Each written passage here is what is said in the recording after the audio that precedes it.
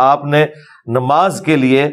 بیت الحرام کی طرف رخ کرنا ہے. اب ایک بندہ چاند پہ چلا گیا, نماز تو اس نے وہاں بھی پڑھنی ہے, تو وہ کس طرف رخ کرے گا؟ تو میں نے اس کا سولوشن دیا ہے کہ وہ زمین کی طرف رخ کرے, کیونکہ اتنے دور کے فاصلے پہ جب زمین آپ کو اتنی سی نظر آ رہی ہے تو اس اتنی سی زمین کے اوپر کعبہ اس طرف لائی کر رہا ہے, اس طرف لائی کر رہا ہے, اس سے کوئی فرق نہیں پڑتا, کیونکہ اتنے لمبے سپین کے اندر جب آپ اس طرف رخ کرتے ہیں تو خود بخود آپ کا کعبے کی طرف رخ ہو جائے گا. بالکل ٹھیک ہے. تو اس طرح جو مسائل آئیں گے تو اس کے بعد کوئی ڈیسیژن کیا جائے گا. یہ آپ نے اسپیسیفکلی جو بات کی ہے, ابھی تک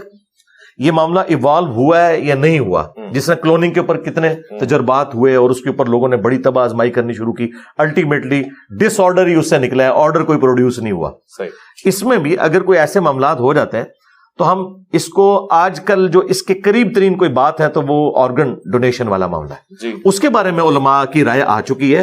اور میں سمجھتا ہوں کہ قرآن و سنت کے دلائل کی روشنی میں وہ رائے سب سے بہترین ہے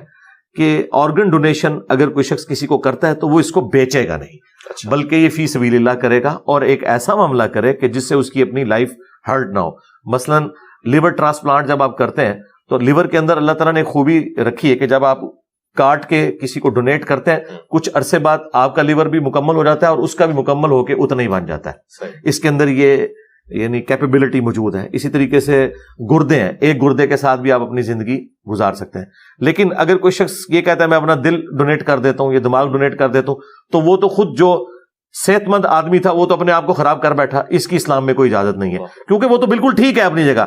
دوسرے میں جب آپ یہ ساری چیزیں فٹ کریں گے تو اس کے بعد چانسز ہیں کہ وہ اس کے ساتھ کمپیٹیبل ہے کہ نہیں, کیونکہ باڈی تو ریئیکٹ کرتی ہے. تو آپ ایک جو بندہ صحیح سلامت موجود ہے اس کی لائف کو سٹیک میں نہیں لگائیں گے کسی دوسرے بیمار کو ٹھیک کرنے کے لیے. اور یہی ہم اصول اس کیس میں بھی اپلائی کرتے ہیں کہ اگر کسی عورت کی لائف کو تھریٹ ہے تو سب سے پہلے عورت کی جان بچائی جائے گی. جو اس سے پیدا ہونے والا بچہ ہے اس کو سیکنڈلی ہم دیکھیں گے, ابھی تو دنیا میں آیا ہی نہیں ہے نا, اور وہ انیشیل سٹیج کے اوپر ہے, اس کی لائف بچانا زیادہ ضروری ہے. تو اس طرح کی چیزیں دیکھی جائیں گی. تو اس میں بھی علماء نے یہی بات کی ہے, اور میں اس سے سیکنڈ کرتا ہوں کہ آرگن ڈونیشن فی سبیل اللہ ہونا چاہیے, خواہ وہ بلڈ کی فارم میں ہو یا آنکھیں کسی نے ڈونیٹ کرنی ہے یا کسی نے اپنا گردہ دینا ہے, اس کے پیسے نہ لیے جائیں بلکہ یہ فی سبیل اللہ ہو, اللہ تعالیٰ کی راہ میں. اور اس کی اصل وہ آیت ہے قرآن حکیم میں کہ تمہارے لیے 4 چیزیں حرام کر دی گئی ہیں, اور یہ آیت اللہ تعالیٰ نے سورۃ البقرہ میں, سورۃ النحل میں, سورۃ المائدہ میں نازل فرمائی, اور سورۃ الانعام میں 4 جگہ کہ تمہارے لیے حرام کر دیا گیا ہے مردار, بہتا ہوا لہو, خنزیر کا گوشت, اور وہ ذبیحہ جس کے ذبیحے کے وقت غیر اللہ کا نام لیا جائے. لیکن ساتھ یہ ہے کہ اگر کیٹاسٹروفک کنڈیشن ہو, تمہارے اندر بغاوت نہ پائی جاتی ہو, حد سے پھلانگنے والا کوئی اس طرح کا ایلیمنٹ نہ ہو, تو پھر اللہ تعالیٰ اس کے اوپر کوئی گرفت نہیں فرمائے گا. یعنی ہے تو حرام ہے لیکن اس وقت اللہ تعالیٰ کی شریعت کا قلم اٹھ جائے گا. اور اس کا کلائمیکس تو یہاں تک ہے 106 نمبر آیت جو سورۃ النحل کی ہے کہ اگر کوئی شخص زندگی موت کی کشمکش میں کلمات کفر بھی بک دے اور دل میں ایمان اس کے ہو, تو وہ کلمات کفر کے اوپر بھی اللہ تعالیٰ گرفت نہیں فرمائے گا. ہاں جی, تو یہ وہ چیزیں ہیں جو ہمیں گائیڈ لائنز دیتی ہیں کہ اس طرح کی صورتحال میں ہم نے معاملات کو لے کے کیسے چلنا ہے. تو جو آپ یہ کہہ رہے ہیں اگر بالفرض یہ مستقبل میں کامیاب ہو جاتا ہے اس طرح کا معاملہ کہ کوئی ایسا کرنے میں کامیاب ہو جاتا ہے اور کوئی ایسی سچویشن سامنے آ جاتی ہے, تو ہم یہی کہیں گے کہ پھر وہ بیچے نا, ٹھیک ہے. باقی رہا وہ مسئلہ جو قرآن و سنت میں ہے کہ جس شخص کی موت کا وقت آ گیا تو نہ ایک لمحے آگے ہوگا نہ پیچھے ہوگا, تو وہ کوئی کمپرومائز نہیں ہوگا. اگر یہ چیز کامیاب ہے تو سمجھ لیں کہ اس کی تقدیر میں یہ لکھا ہوا ہے کہ یہ اپنی لائف ڈونیٹ کرے گا. ہاں جی, یہ تقدیر جو بدلتی ہے وہ انسان کی اپنی ایکٹیویٹیز سے, جس طرح بخاری مسلم میں حدیث ہے, جو شخص یہ چاہتا ہے کہ اس کی عمر دراز کر دی جائے اور اس کے رزق میں کشادگی ہو تو اپنے رشتہ داروں کے ساتھ حسن سلوک کرے. اب یہ بھی تقدیر میں لکھا ہوگا کہ یہ شخص اپنے رشتہ داروں سے حسن سلوک کرے گا, اتنے سال کے لیے ہم اس کی لائف کو بڑھا دیں گے.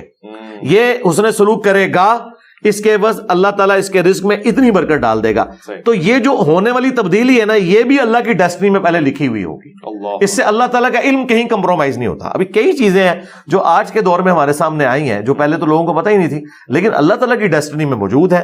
اور وہ اللہ کا علم اس کے ساتھ خاص ہے. ہمارا تو یہ جنرل عقیدہ ہے کہ جو چیز ہو چکی, جو چیز ہو رہی ہے اور جو ہونے والی ہے, سب کی سب اللہ تعالیٰ کے نہ صرف علم میں ہے بلکہ پہلے ہی اس نے لوح محفوظ میں لکھ لی ہے. اس کے اوپر سورۃ الانعام کی آیات وہ گواہ ہیں کہ اللہ تعالیٰ فرماتا ہے کہ اللہ تعالیٰ تمام غیبوں کا جاننے والا ہے جتنے زمین و آسمان کے اندر ہے,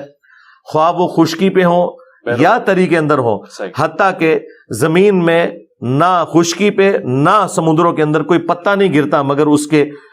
حکم سے، اور زمین کی گہرائیوں میں کوئی دانہ نہیں پھوٹتا مگر یہ بھی اس کے علم میں ہے، اور یہ ساری چیزیں اللہ تعالیٰ نے پہلے اپنے لوح محفوظ میں لکھ لی ہیں۔ اور سورۃ الحدید میں ہے کہ نہ تمہاری جان میں اور نہ اس پلانٹ ارتھ پہ نہ اس دنیا کے اندر کوئی ایسی مصیبت نہیں کہ جو نازل ہو رہی ہے اور ہم نے پہلے ہی نہیں لکھ لی، اور پھر اللہ تعالیٰ میں یہ اللہ تعالیٰ کے لیے آسان ہے۔ اب اس کو ہم کوئی امیجن نہیں کر سکتے کیونکہ ہم کریشن ہے، کریشن اپنے کریٹر کے بارے میں زیادہ زیادہ کیا سوچ سکتی؟ مثلا یہ موبائل انسان نے بنایا، موبائل کس حد تک ایک انسان کے برین کو سمجھ سکتا ہے؟ ڈکٹیشن لینے کی حد تک، بس اس حد تک جتنا ہم نے اس کو رکھا ہے، لیکن یہ ہمیں نہیں جج کر سکتا، ہم تو اسے جج کر سکتے ہیں۔ تو اب کریشن آف دا یونیورس جو ہے یہ اتنی بڑی ہے، تو جو کریٹر آف دا یونیورس ہے سبحان اللہ